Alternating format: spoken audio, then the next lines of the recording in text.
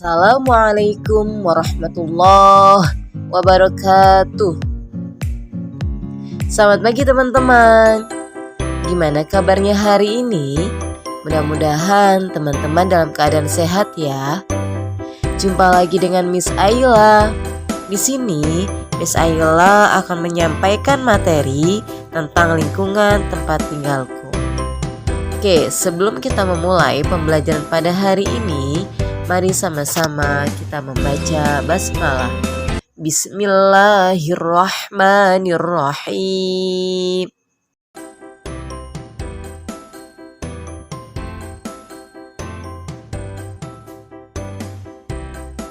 Teman-teman tahu tidak bahwasanya cerita legenda Sangkuriang yang baru saja teman-teman baca itu termasuk cerita fiksi loh. Nah, apa sih yang dimaksud dengan cerita fiksi? Teman-teman ada yang tahu? Ya, cerita fiksi di sini adalah cerita yang dibuat berdasarkan imajinasi atau rekaan pembuat cerita atau penulisannya. Jadi cerita fiksi ini bukan cerita nyata teman-teman. Ya, cerita hayalan, imajinasi, karangan ya. Contohnya apa saja sih cerita fiksi ini? Yang pertama itu ada cerpen ya. Teman-teman tahu cerpen itu apa? Cerpen itu ada cerita pendek ya. Lalu ada novel, ada cerita sinetron, telenovela, drama, dan naskah film. Ini semua adalah cerita fiksi. Jadi cerita imajinasi ya, yang berdasarkan imajinasi, hayalan, rekaan. Jadi bukan cerita nyata ya. Contohnya tadi yang teman-teman baca yaitu mengenai legenda Sangkuriang. Ya, cerita Sangkuriang ini bukan cerita nyata. Ya. Jadi hanya imajinasi saja. Oke teman-teman, di sini ada ciri-ciri cerita fiksi ya. Apa saja sih ciri-cirinya? Yang pertama yaitu sifatnya rekaan atau mewujudkan imajinasi yang dimiliki pengarang seperti yang sudah Miss Ella jelaskan ya. Yang kedua, dalam cerita fiksi ini ada kebenaran yang relatif dan tidak murni. Maksudnya apa kebenaran relatif ini teman-teman? Ya, kebenaran relatif di sini adalah kebenaran manusia dari sudut pandangnya sendiri. Jadi menurut kita benar belum tentu menurut orang lain itu benar. Ya, itu kebenaran relatif. Ya, lalu yang dimaksud dengan tidak mutlak itu apa? Tidak mutlak di sini adalah tidak murni, tidak nyata, tidak sesuai dengan realita. Ya. Lalu yang ketiga, fiksi umumnya memakai bahasa dengan sifat konotatif ya dan bukan sebenarnya ya. Nah, konotatif itu apa sih teman-teman? Konotatif ini maksudnya tidak murni, tidak nyata ya, tidak sesuai dengan realita. Itu yang dimaksud dengan konotatif ya. Lalu selanjutnya yaitu cerita fiksi tidak ada sistematika baku di dalamnya. Jadi bahasanya tidak baku ya. Yang terakhir, karya fiksi umumnya menyasar pada emosi dan perasaan dari pembaca. Jadi bukan pada logikanya. Ya, lebih kepada perasaannya saja ya. Selanjutnya di sini ada pengertian mengenai cerita non-fiksi. Ya, jadi teman-teman nanti tahu nih apa sih bedanya cerita fiksi dengan non-fiksi ya. Oke, cerita non-fiksi. Cerita non-fiksi di sini adalah cerita yang dibuat bukan hasil imajinasi atau rekaan pembuat cerita atau penulis cerita ya. Jadi cerita non-fiksi ini adalah cerita nyata teman-teman ya, cerita murni ya, sesuai dengan realita. Jadi cerita non-fiksi ini bersifat nyata atau benar-benar ada dalam kehidupan ya. Contohnya apa? Ada artikel, resensi buku ya, karangan ilmiah, ada skripsi, tesis. Ini berkaitan dengan nanti kalau teman-teman sudah kuliah, teman-teman akan tahu apa itu skripsi, karangan ilmiah, resensi buku, tesis ya. Lalu ada tulisan yang berisi pengalaman pribadi penulis, ada berita di surat kabar atau majalah, dan yang terakhir film dokumenter. Nah teman-teman, di sini ada cerita tentang Habibie Ainun. Mungkin teman-teman sudah pernah nonton filmnya ya di layar lebar atau di bioskop ya. Nah, Habibie Ainun ini adalah bukan film yang dibuat sesuai dengan imajinasi penulis, bukan teman-teman ya. Ini memang sesuai dengan kisah nyata ya, memang benar-benar ada di dalam kehidupannya ya. Nah, cerita tentang Habibie Ainun ini adalah kisah nyata dari sepasang suami istri, yaitu yang teman-teman kenal B.J. Habibie, yaitu presiden keberapa teman-teman? B.J. Habibie, ada yang tahu? Ya, presiden ketiga ya. B.J. Habibie ini adalah presiden ketiga Indonesia ya. Jadi kisah ini adalah kisah nyata ya, kisah yang benar-benar memang terjadi dalam kehidupan ya. Nah, teman-teman, penulisan cerita non-fiksi umumnya itu menggunakan makna denotatif. Makna denotatif itu apa sih teman-teman? Ya, denotatif ini adalah murni ya, nyata, bukan rekayasa, sehingga maknanya itu. Lalu di sini teman-teman ada ciri-ciri cerita non-fiksi ya. Ada berapa ya ciri-cirinya? Kira-kira ciri-cirinya itu sama nggak ya dengan ciri-ciri dari cerita fiksi? Tentu beda teman-teman ya. Silakan teman-teman simak nih ciri-cirinya apa saja ya dari cerita non-fiksi. Yang pertama itu bahasa yang formal atau baku. Jadi bahasanya baku, beda dengan ciri-ciri fiksi ya teman-teman. Bahasanya tidak baku ya. Kalau ciri-ciri cerita non-fiksi di sini adalah bahasanya baku dan formal. Ya, lalu yang kedua, bahasa yang denotatif. Denotatif itu apa? Tadi sudah misalnya jelaskan, denotatif itu adalah sesuai dengan kenyataan, yaitu apa adanya, murni ya, bukan rekayasa atau bukan rekaan. Lalu yang ketiga, isinya itu berkaitan tentang fakta ya, sesuai dengan kenyataan, fakta atau aktual ya. Lalu yang keempat, tulisannya bersifat ilmiah populer. Yang terakhir, isinya diambil dari yang sudah ada ataupun penemuan. Jadi bukan karangan atau rekaan. Jadi itu beberapa ciri-ciri dari cerita non-fiksi. Baik teman-teman, di sini Miss Ayla akan menjelaskan mengenai pengertian gaya. Sebelum teman-teman mengetahui mengenai pengertian gaya, nanti teman-teman akan bisa membedakan antara gaya dengan gerak ya. Apa sih perbedaannya? Nanti teman-teman akan tahu ya. Oke, gaya. Gaya di sini adalah tarikan atau dorongan yang bekerja pada benda sehingga benda tersebut dapat bergerak atau berubah bentuk. Contohnya dapat dilihat pada ayunan, teman-teman ya. Di sini misalnya akan sebutkan macam-macam gaya ada apa saja. Yang pertama itu ada gaya dorong. Ya, ada gaya tarik, gaya magnet, gaya pegas, dan gaya gravitasi. Ya, kalau kita berbicara mengenai gaya dorong, ya, contohnya itu dapat teman-teman lihat pada ayunan.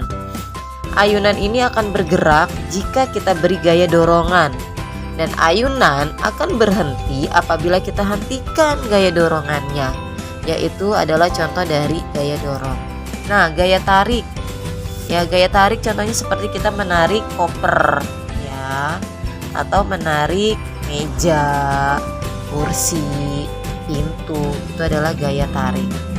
Nah, kalau gaya magnet apa? Gaya magnet itu ya seperti kita dekatkan ya paku besi dengan magnet. Itu pasti akan ada tarik menarik ya antara paku besi dan magnet. Lalu ada gaya pegas. Gaya pegas ini seperti katapel. Teman-teman tahu katapel? Ya, lalu ada juga anak panah. Ya, itu adalah gaya pegas. Ya. Kalau gaya gravitasi ini contohnya seperti buah jatuh dari pohonnya. Ya, lalu ada terjun payung. Ya, itu adalah gaya gravitasi. Nah, jika bumi, teman-teman, jika bumi kita ini gaya gravitasinya tidak kuat, otomatis manusia itu akan melayang, teman-teman, ya. Nah, gravitasi itu apa sih? Gravitasi itu adalah gaya tarik-menarik, ya, yang terjadi antara semua partikel, ya, yang memiliki massa atau bobot di semesta. Itu adalah gravitasi, ya, gaya tarik-menarik. Baik teman-teman, di sini Miss Ayla akan menjelaskan mengenai pengertian gerak. Nah, gerak di sini adalah perubahan tempat atau posisi benda. Ya, jadi benda yang berada di posisi A lalu pindah ke posisi B. Yaitu yang disebut dengan gerak. Nah, benda dapat bergerak karena pengaruh gaya, teman-teman. Lalu contoh gerak benda akibat gaya itu dapat dilihat pada katapel, ya. Teman-teman tahu katapel? Ya, pasti teman-teman tahu ya. Selanjutnya Miss Ayla akan menyebutkan macam-macam gerak ya. Di sini ada 5 teman-teman ya. Apa saja? Yang pertama itu ada gerak menggelinding, gerak jatuh, gerak memantul, gerak berputar, dan yang terakhir gerak mengalir. Nah, gerak menggelinding, apa sih yang dimaksud dengan gerak menggelinding? Nah, gerak menggelinding di sini adalah gerak berputar sambil berpindah tempat, ya.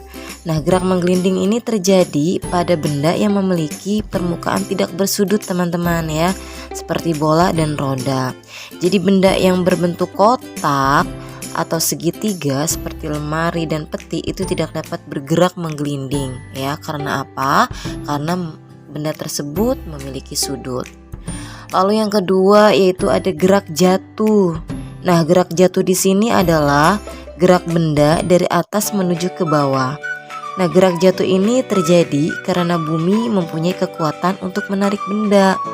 Nah, kekuatan bumi ini untuk menarik benda disebut tuh gaya tarik atau gravitasi ya. Nah, semua benda dapat mengalami gerak jatuh walaupun memiliki bentuk yang berbeda-beda. Lalu ada gerak memantul. Nah, gerak memantul di sini adalah gerak balik suatu benda akibat membentur suatu benda. Nah, pernahkah teman-teman bermain bola basket? Nah, saat teman-teman bermain bola basket, teman-teman memantulkan bola tersebut ke lantai lapangan.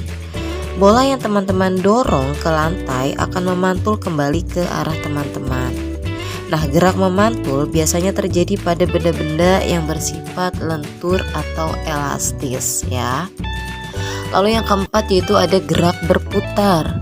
Gerak berputar di sini adalah gerak melingkar benda yang berpusat pada titik tengahnya ya. Nah, setiap hari kita menjumpai berbagai benda yang bergerak berputar. Ya, seperti apa teman-teman? Kita bisa melihat kincir angin ya, lalu bisa melihat juga roda berputar, itu contohnya. Lalu yang terakhir yaitu ada gerak mengalir. Gerak mengalir di sini adalah gerak benda cair dari tempat tinggi ke tempat rendah. Ya, contohnya di sini adalah gerakan air sungai yang mengalir dari daerah pegunungan menuju ke tempat yang lebih rendah hingga sampai ke laut. Itu beberapa macam dari gerak ya. Baik teman-teman, di sini Miss Ella akan sebutkan beberapa unsur-unsur cerita. Di semester 1 sudah pernah dijelaskan sama Miss Hawa ya mengenai unsur-unsur cerita. Di sini Miss Ayla hanya ingin mengulas kembali mengenai unsur-unsur cerita. Jadi ada apa saja teman-teman di unsur-unsur cerita? Ya, terdiri dari tema cerita, ada latar cerita, tokoh cerita, pesan atau amanat cerita, dan yang terakhir adalah alur cerita. Nah, tema cerita di sini yaitu inti atau gagasan dasar yang melatar belakangi keseluruhan cerita yang ada. Jadi temanya apa? Ya, yang melatar belakangi cerita tersebut. Jadi teman-teman tulis temanya. Lalu yang kedua, latar cerita. Latar cerita di sini adalah unsur yang menjadi latar belakang dari sebuah cerita. Apa yang melatar belakangi isi dari cerita tersebut, ya. Lalu tokoh cerita.